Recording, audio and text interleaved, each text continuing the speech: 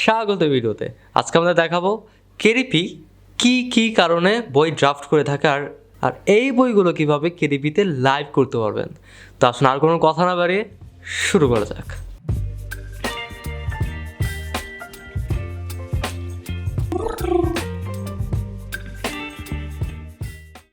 তো যারা চ্যানেল নতুন, আমার নাম হলো তানভীর। আমি চ্যানেলে শেখাই print on demand, online business, design tutorial, artificial intelligence সহ অনেক যাবতীয় জিনিস।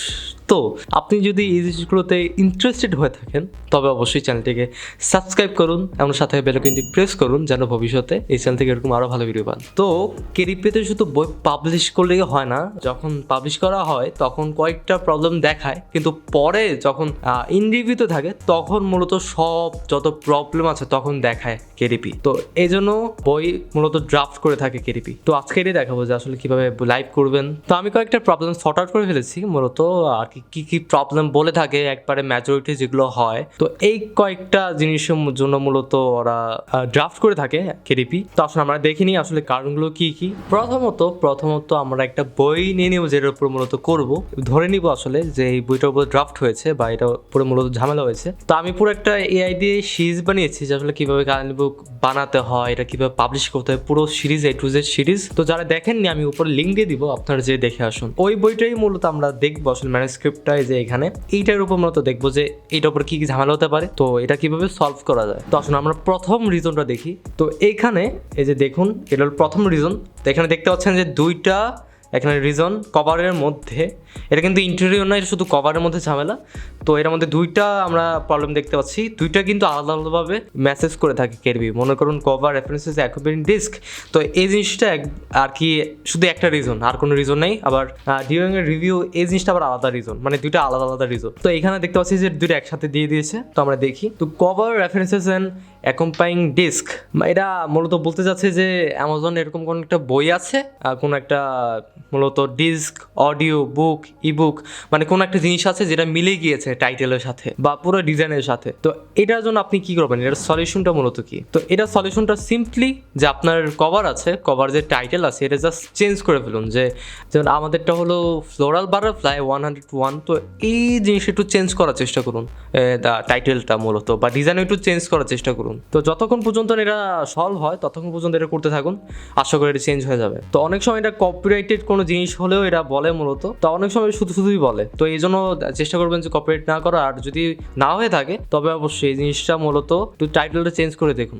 তো এবার সেকেন্ড রিজন, এই যে এখানে দেখতে পাচ্ছি ডিউরিং আওয়ার রিভিউ, এটা মূলত বলছে যে during our founded the book form is not supported. মূলত এটা বলছে যে এখানে বলছে যে এই বইটা নাকি স্পাইরাল বাউন্ড বুকস। তো অনেক সময় অনেক বইতে মূলত স্পাইরাল বাউন্ড মূলত, তো জার্নাল নোটবুক এরকম ধরনের বইতে মূলত এরকম দাগ থাকে যেগুলোকে স্পাইরাল বাউন্ড যেই বইগুলো থাকে ওখানে মূলত দাগ করে থাকে, জিনিসটা খুবই সুন্দর দেখায়।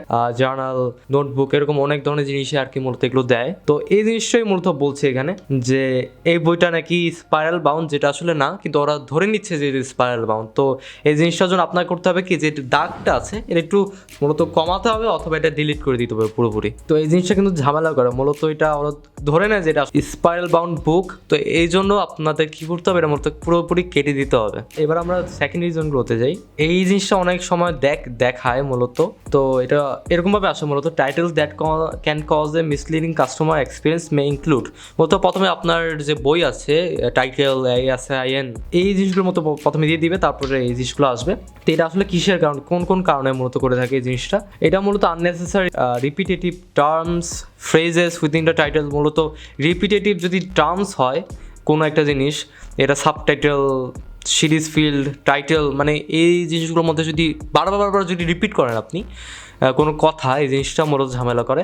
তারপর unauthorised reference to other titles, কোনো অথর টাইটেল, মনে করুন জেকে রলিন হ্যারি পটারের অথর, তার সাথে মনে করুন আপনি রেফারেন্স দিয়ে দিচ্ছেন আপনার সাবটাইটেল টাইটেলে, তো এটা কিন্তু ওরা দিতে দেবে না। তো তারপর unauthorised reference to trademark term, এটা জানা কথা, ট্রেডমার্ক জিনিস আপনি করতে পারবেন না, তো এটা বলছে। তারপর রেফারেন্স টু সেলস র্যাঙ্ক, মানে আপনার বইটা বেস্ট সেলিং আপনার সাবটাইটেল দিয়ে দিলেন যেন আরও মানুষ আসে, এগুলো করা যাবে না। তারপর reference to advertisements or promotion, মানে ফ্রি।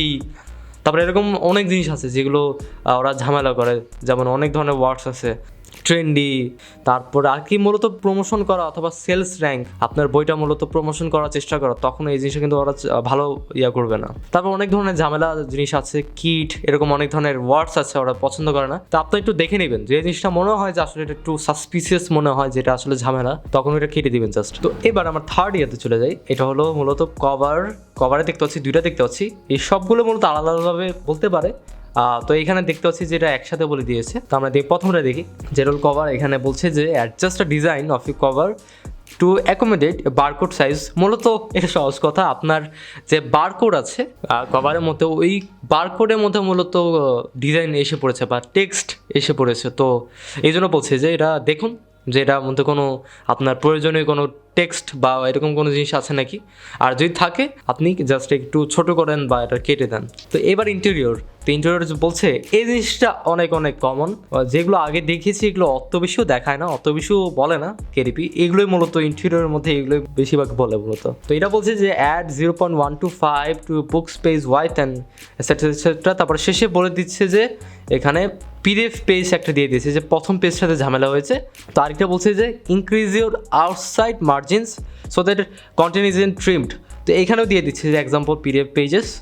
তো এখানে মূলত কি আপনাদের বুঝাই। তো যখন আমি একটু এটা ওপেন করি পিডিএফটা, তো এখানে মূলত যখন আপনি ব্লিড নেবেন, মূলত ব্লিড সেটিংসের মধ্যে ব্লিড নেবেন, তখন ওরা চায় যে আপনার যে গ্রাফিক্স আছে এইটা যেন পুরোপুরি একবার যে এজ আছে এজ পর্যন্ত যেন চলে যায়, পুরো এজ পর্যন্ত যেন চলে যায়, এরকম একটু ফাঁক যেমন না থাকে, যে এরকম যেমন একটু স্পেস আছে এরকম যেন স্পেস যেন না থাকে। তো এই জন্য করণীয় কি, আপনার যদি একটু দেখুন এখানে একটা প্রবলেম দেখতেই পাচ্ছি। এখানে আমি এই জিনিসটা যে বাইরের দাগ আছে আমি যেটা ছোট করে দিই, আর যে দাগটা আছে এই দাগ যদি এই আমাদের যে পেজের মধ্যে যদি থাকে, তো এটা ধরে নিবে কোনো ঝামেলা, মূলত এটা পুরোপুরি কমপ্লিট হয় নাই, তো এই জন্য ওরা ঝামেলা করবে। এই জন্য আপনার করণীয় কি, এই যে দাগটা আছে এটা জাস্ট বড় করে দিবেন বা এটা কেটে দিবেন, তাহলেই হবে। আর অথবা আপনার যদি এরকম আর কি পুরোপুরি এজে যদি না থাকে আমাদের ডিজাইনটা, তবে আপনাকে এজ পর্যন্ত নিয়ে যেতে হবে, সহজ কথা। আর যদি আপনি চাচ্ছেন যে আপনি যে আপনার যে কন্টেন্ট আছে গ্রাফিক্স আছে এটা আপনি চাচ্ছেন না যে এজ পর্যন্ত যাক, তবে কি করণীয়, তখন আপনি এই যে গ্রাফিক্সটা আছে এটা পুরোপুরি ছোট রাখবেন, একটা নির্ধারিত একটা সাইজের ভিতরে মূলত ছোট রাখবেন। তো এটা জাস্ট একটা সাইজের মতো থাকবে। আর যদি আপনি বড় করেন এই জিনিসটা পুরোপুরি এজ পর্যন্ত যেতেই হবে, এখানে কোনো দাগ বা এরকম কোনো জিনিস থাকতেই পারবে না। আর তারপর সেকেন্ডে দেখতে পাচ্ছি এটা মূলত এটা করলেই হয়ে যাবে। আর যদি আপনি যে এখানে 0.125 এই জিনিসগুলো মূলত অ্যাড যদি না করেন, তবে এই জিনিসটা ঝামেলা বলতে পারে, এই জিনিসটা বলতে পারে। তো আপনি যখন ডিলিট করবেন তখন যে আপনার সাইজ আছে এটার সাথে আপনার 0.125 ওয়াইড এই জিনিসটা মূলত অ্যাড করতে হয়, আর হাইটে করতে হয় মূলত 0.25। তো এই জিনিসটা অ্যাড করতে হবে যখন আপনি ডিলিট করবেন। আর ডিলিট না করলে কোনো সমস্যা নেই, তো ডিলিট করলে কিন্তু এটা অনেক গুরুত্বপূর্ণ, যদি আপনি না করে থাকেন তবে এটা বলতে পারে। তো এই প্রবলেমগুলোর কারণেও বলতে পারে সেম জিনিস। তো এইগুলো ঠিক করলেই হয়ে যাবে, যখন আপনার সব কিছু ঠিকঠাক আছে ব্লিড নিয়ে। আর যদি শুধু এইগুলোই ঝামেলা, তখন জাস্ট এগুলো বড় করে দেবেন অথবা ছোটো করে দেবেন আর কি, যেভাবে বললাম। তো এবার আরেকটা যেটা হলো মূলত লো কন্টেন্ট চেক বক্স, এগুলো নিয়ে মূলত করে, যেটা হলো অনেক সময় আপনার কারেন্ট বুক অথবা অনেক ধরনের বই আপনি লো কন্টেন্ট চেকমার্ক করে দেন, মূলত চেকবক্সে টিক করে দেন, কিন্তু ওরা বলে আসলে এখানে যদি আপনি একটু পড়েন, এখানে বলছে যে আসলে since your book is not low content so we remove the checkmark for you. তো মূলত আপনার বইটা লো কন্টেন্ট না, তখন আপনার যে বইটা আছে এটা মূলত রিমুভ করে দেয় চেকমার্কটা। এই সময় আপনি কি করবেন, জাস্ট আপনি পাবলিশ করে দেবেন, আর কিছুই না। আপনি জাস্ট যে কিছু না আপলোড দিয়ে কিছু ঝামেলা না করে জাস্ট আপনি পাবলিশ করে দেবেন, শেষ, কাজ শেষ। তো এবার আমার পরেরটাতে যাই। তো এইটা হলো মূলত increase your inside margin so that content isn't ট্রিমড। তো এটাও সেম কথাই, যে আপনার যে বই আছে বইয়ের মধ্যে যে ইনসাইড মার্জিনস আছে এটা পুরোপুরি ইনক্রিজ করতে হবে, মূলত একবারে এজ পর্যন্ত নিয়ে যেতে হবে, অথবা এটা ছোট করে দিতে হবে। তো এই জিনিসটা করলে পুরোপুরি সলভ হয়ে যায় যত সমস্যা আছে। আর কেডিপি যত সম্ভব আর কি এখানে রেফারেন্স দিয়ে দেয় মূলত কোন পেজে মূলত ঝামেলা, তো ওই পেজে গিয়ে দেখার চেষ্টা করবেন তো আসলে কি ঝামেলা আসলে এর মধ্যে, তারপর এটা ঠিক করার চেষ্টা করবেন। তো ইন্টেরিয়র এই জিনিসগুলো সব কিছু যত আপনি কাজ করবেন এগুলো তখন সেভ করে এই জিনিসটা আবার আপলোড দিবেন মূলত ম্যানুস্ক্রিপ্টে।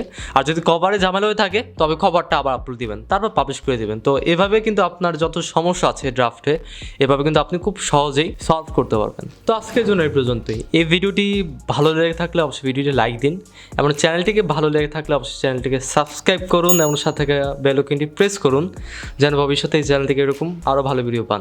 তো আপনাদের কারো যদি প্রশ্ন থেকে থাকে তবে অবশ্যই কমেন্টে লিখে জানাবেন। আপনাদের কমেন্ট থেকে মূলত আইডিয়া পাই আসলে কি করা লাগবে, তারপরে কি আসলে ঝামেলা আসলে আপনাদের হচ্ছে, তো ওইটা নিয়ে ভিডিও বানানোর দরকার। তো এইভাবে কিন্তু আমি ভিডিও বানানোর আইডিয়া মূলত পাই। তো আপনাদের যাই আইডিয়া আছে আপনি জাস্ট নিচে লিখে দেন, তো এইভাবে কিন্তু আমি ভিডিও বানানো শুরু করবো। তো যারা এই চ্যানেল নতুন তাদেরও বলে রাখি যে আমাদের চ্যানেলে পুরো অনেক ভিডিও আছে, কেডিপি, রেড বাবল, এরকম অনেক যাবতীয় জিনিস। তো আপনি যদি না দেখে থাকেন তবে অবশ্যই দেখে আসুন। সব কিছু আশা করি অনেক হেল্পফুল হবে, ইউজফুল হবে। তো এই তো আজকের জন্য এই পর্যন্তই, বিদায়।